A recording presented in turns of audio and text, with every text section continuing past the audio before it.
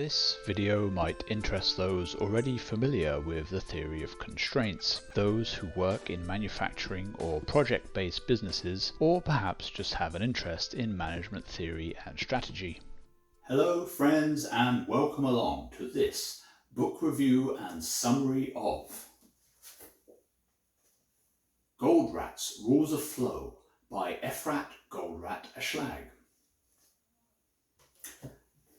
Eliyahu Goldratt wrote a book called The Goal back in the 80s, and in doing so created a new approach to managing manufacturing businesses called the theory of constraints. His daughter Efrat took over the book writing department after his death in 2011, and this is her latest book. This is a business book that presents its content in a novel format, based on the axiom that people like stories.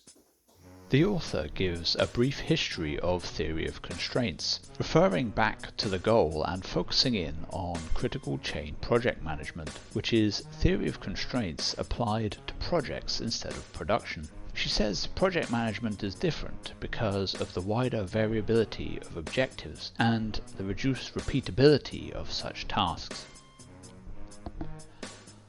Isaac built his company, Wilson Advanced Solutions, from the ground up.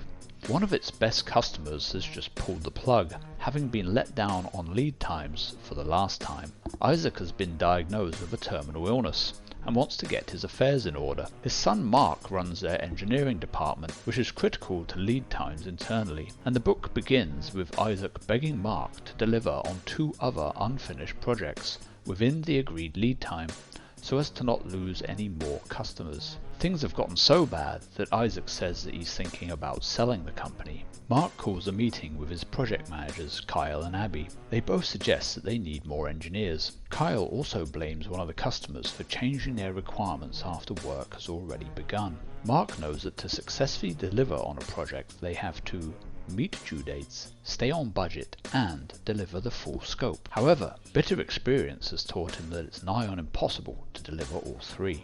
Mark has decided to enroll on an executive MBA course, and one of the modules is Goldratt's Rules of Flow, presented by Rick, who is a professor at the university. Rick hosts a brainstorming session, establishing first that all or most of the students are employed in a multi-project environment, and together they agree some common problems that emerge from such environments, including people being forced into bad multitasking, too much rework due to customer spec changes, and too many status reports. Wrapping up the discussion, Rick explains that many of the points listed can be defined as wasting resources on work that does not add value for a customer or help the company achieve its strategic goals. He sets homework for the group to introduce them to the concept of triage.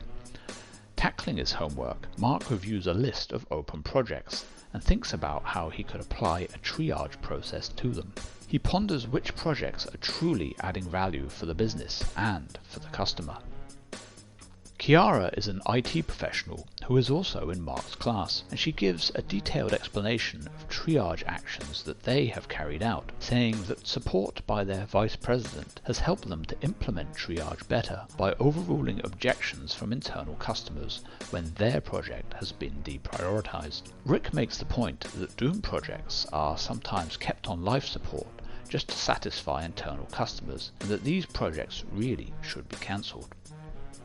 Mark has had meetings with each of his project managers where they found that they could trim a number of nice-to-have features that have been added to many of their ongoing projects. Yet still, there was much more to be done. Mark is spending the weekend with his sister Sam and her family. He's playing tennis with Sam when she is called away to the factory, which is the production site for Wilson Advanced Solutions. She often complains about his engineering team, and he wonders if this latest emergency is linked to him. Back in class, Rick makes a dramatic statement. Multitasking is the biggest killer of time that exists in projects, and this stimulates much discussion amongst the group. Some are incredulous and some are on board immediately. Rick displays a chart demonstrating the lead time reductions that are achievable if projects are handled start to finish without disruptions. This can be done by minimizing the setup time, that is, the time when you come back to a project from previous weeks or months and have to relearn everything you already did. The message is that the number of projects that a firm takes on should be aligned to its capacity, and that this bad multitasking is a symptom of companies taking on too much work for customers without properly assessing if all the project requirements are achievable. Mark is determined to give it a try. He invites Abby, his favourite project manager, in for a meeting to float his idea of reducing bad multitasking. Their current lead time commitment to customers is 6 months, and they're rarely hitting that. So when Mark says he wants to cut lead times to 3 months, Abby is skeptical. Mark believes that if they cut the number of parallel projects they're working on by half, then, theoretically, they can still achieve the same number of projects over 6 months, so their throughput is maintained. They discuss the idea for much of the afternoon, and Abby agrees to go along with it. Mark calls a conference to explain the idea to the whole engineering team, and they do a role-play exercise using text messages to demonstrate. Most of the team feel that Mark's words are hollow, and that this will all be forgotten as soon as a big customer makes a complaint. Nevertheless, they agree to give it a try. Mark is summoned to see his father, Isaac, as a big customer is concerned that one of their projects has been put on hold. So it's time for Mark to come clean about his new way of working. Isaac decides to give the idea a chance, but wishes it had been put in place much sooner. He resolves to give Mark the room to work whilst continuing to try and sell the company. Mark gets a phone call from his sister Sam, screaming down the phone that his engineers are putting ridiculous demands on the production team. It occurs to him that peaks and troughs in demand are being exacerbated by the bad multitasking behavior that he's trying to eliminate, often leading to planned finish dates for multiple projects, all occurring on the same day. He promises Sam that he's working on improving the situation. At the university, another rules of flow discussion is in progress. Rick probes his students and is impressed by how far Mark has gone in implementing the idea of reducing parallel projects in WIP. Mark explains that his colleague Noah cannot continue with his priority projects due to missing information from customers or other team members. Rick explains that, in the jargon, Noah needs a full kit, and that the project should not have begun before this was in place. This gets the rest of the class excited, and Rick expands on the idea, explaining that there should be project gates throughout the life cycle of a project. As the project arrives at a gate, certain resources must be available before the project can continue, or, in other words, a full kit is needed for that next stage of the project. Back at the office, Mark calls another conference with his team and asks them to verify that they have a full kit for their next few priority projects, and to notify him urgently if there's anything missing. Later on that day, Abby pays Mark a visit to drill down further into ways they can reach a full kit situation before projects are allowed past the gate and into WIP. Mark has put together a WIP board, and he explains that the on-deck column contains projects that are next in line for WIP. Project managers are notified ASAP once a full kit is ready for their assigned projects. The on-hold column is self-explanatory, but if the same issues keep recurring in this column, it indicates that these issues need to be resolved at the on-deck stage, making that activity part of creating a full kit. Back in class, Rick has invited 2 special guests to talk about the concept of dosage, and a manager called Bill explains his implementation, working in an aerospace firm. He says that aircraft must have mandatory scheduled maintenance checks for them to be in regulatory compliance. Previously, his maintenance crew were constantly switching from plane to plane and carrying out tasks only when they were immediately due, and this led to bad multitasking and can be interpreted as a low dosage. They have since switched to fewer instances of high dosage checks instead, carrying out tasks that are not immediately required, despite the fact that this starts the clock on the next scheduled repair ahead of time. Bill's company found that this created significant improvements, and in theory of constraints jargon, this is called focusing on the global optimum instead of the local optimum. The other special guest is Bill's wife, who then explains how they have applied the dosage concept in her work as a parole officer. They found that the key period for newly released inmates was the 3 months immediately after release, and that in their old low dosage system they could barely get through all the necessary form filling in the short appointment times that had been allotted. They learned that they had to spend 100 hours with each parolee within these 3 months to get the best results. Mark feels that his implementation is going well. A number of projects have reached completion, and this has reduced resistance from some of his team members. However, this has created a bulk of new work landing in the lap of the production team, and Mark's sister Sam is displeased. What his team are defining as finished projects are not truly ready for manufacturing, and some drawings are defining a capability that production team simply does not have. Mark discusses the situation with Abby in his office, and they agree to make it standard practice to schedule handover meetings with production to ensure that the specifications that engineering produce can actually be manufactured. These meetings will become part of assembling a full kit. Mark is at his parents' house for dinner. Isaac knows about some of the issues they've had with getting the correct technical data over to production. Mark floats the idea of a gate zero before they even start work on customer bids, knowing that customers often neglect to disclose key requirements of their projects, and how this leads to bad multitasking and delays. He feels that asking customers for some minimum standard of details up front could help to improve flow in the business. Isaac is appalled. He believes it is them, as a supplier, that must fit in with the customer's way of working, not the other way around. Mark tries to suggest a compromise, but Isaac is adamant. Mark leaves thinking he should have kept his mouth shut, instead of torpedoing the idea before he could even try it. At university, Rick brings up the subject of rework and how it is the opposite of flow. Mark thinks about how, at Wilson Advanced Solutions, a lot of work is sunk into proposals to address customer needs. Then, if the same project materializes into a firm order, his engineers usually just start from scratch, potentially wasting valuable information that has already been collected. Mark concludes that this is equivalent to rework every time a new firm order goes into WIP. Rick brings up the idea of standardization and the potential for the use of templates that customers should complete, allowing many specifications to have a default and focusing only on those specs that have to be customizable. As homework, Rick asks the class to think of opportunities for synchronization at their workplace, the key approach being to focus on the longest critical path activities and then to synchronize all other activities around this critical path. Linda is the software expert on the team and is having her weekly one-to-one with Mark.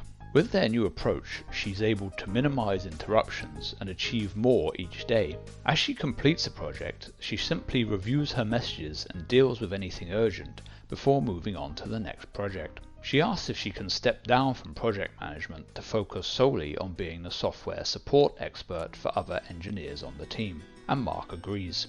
Back in class, Rick explains that project management is rife with uncertainty, and that each person responsible for their individual tasks will build in some safety time when reporting a lead time for completion, motivated by the thought that a fast turnaround this time could lead to unrealistic expectations next time. This increase is amplified at each step until it reaches the sales team, who then partially reduce the lead time back down in an attempt to win the business.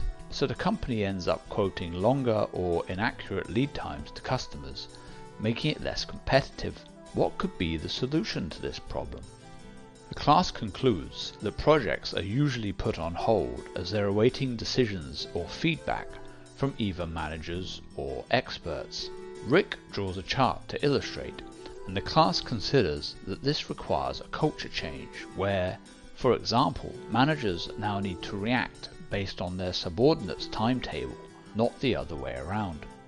Rick introduces the concept of a buffer.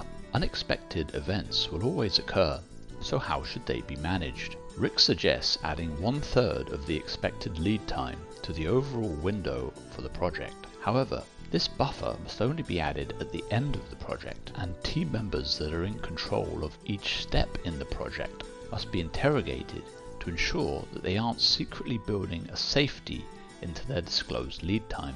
That said, team members must be reassured that if they do truly need more time, they will get it, but must report it to management at the earliest opportunity. This requires a fine balancing act in order to minimize the effects of Parkinson's law and student syndrome.